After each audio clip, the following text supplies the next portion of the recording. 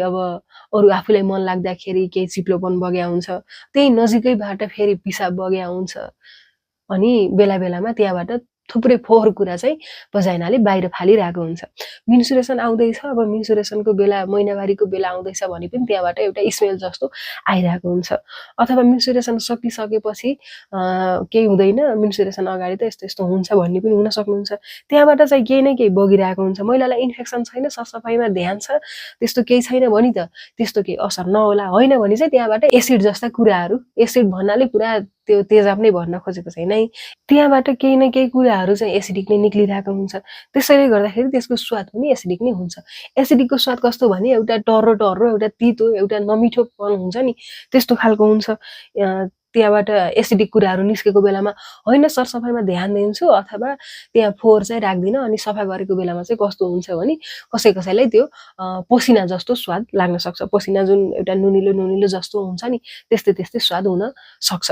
के हुन्छ भने कसैको प्राइभेट पार्टको वरिपरि कालो कालो पनि हुनसक्छ। कसैको छाला जतिकै कालो, कसैको छालाभन्दा अलि धेरै कालो, कसैको हर्मोन चेन्ज भइराख्ने, डिसब्यालेन्स भइराख्ने, अथवा महिलाहरूको पिरियड आइरहने, कतै लामो यात्रा गर्दाखेरि पासेर हुन्छ कि अथवा के गरेर हुन्छ, त्यसले गर्दा पनि अँध्यारो अँध्यारो कालो कालो भएको हुन्छ।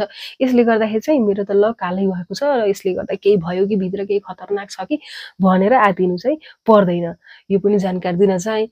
आजको विषय चाहिँ के थियो भने स्वाद कस्तो हुन्छ। स्वाद चाहिँ त्यहाँबाट जुन एसिडिक निक्लिरहेको हुन्छ, त्यसले गर्दाखेरि चाहिँ स्वाद एसिडिक नै हुन्छ, टर्रो, तितो अथवा एउटा नमिठो स्वाद हुन्छ।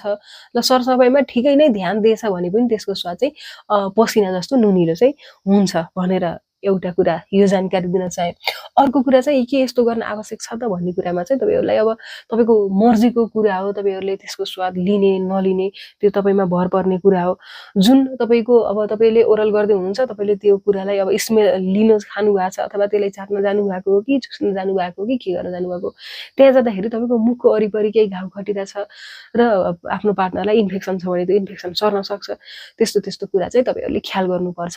त्यसको लागि चाहिँ पुरुषहरुलाई डेन्टल ड्याम पाइन्छ, जुन महिलाहरुले युज गर्नुहुन्छ, अथवा पुरुषले जिब्रोमा यसरी राखेर त्यो गरेको पाइन्छ, अथवा महिलाको बजाइनामा राखेर अनि त्यो त्यसको प्रयोगले गर्दा महिलालाई ओरल गर्न सकिन्छ। यसरी गर्दाखेरि चाहिँ त्यसको स्वाद पनि नआउने, त्यसको अब के हुन्छ त्यो फोहोर पनि जिब्रोमा नलाग्ने, सुरक्षित पनि भइने भन्ने कुरा चाहिँ हुन्छ।